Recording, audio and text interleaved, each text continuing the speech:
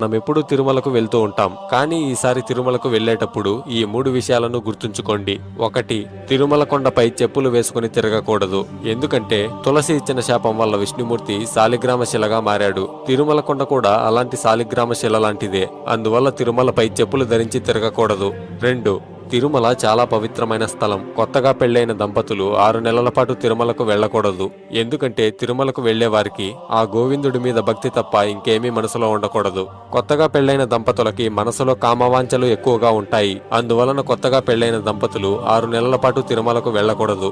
ఆ వెంకటేశ్వరుడు కూడా పద్మావతి అమ్మవారిని వివాహం చేసుకున్న 6 నెలలకి తిరుమలకు వెళ్ళాడు. అప్పటి వరకు వెంకటేశ్వరుడు అగస్త్య మహర్షి ఆశ్రమంలో ఉన్నాడు. 3. ప్రతి రాత్రి బ్రహ్మతో పాటు మిగతా దేవతలందరూ స్వయంగా స్వామివారిని అభిషేకిస్తారు. అందుకోసం ఆలయాన్ని మూసే ముందు గర్భగుడిలో కొన్ని పుష్పాలని అలాగే కొంత నీటిని ఉంచుతారు. తరువాత మరుసటి రోజు ఆ నీటిలో మరికొంత నీటిని కలిపి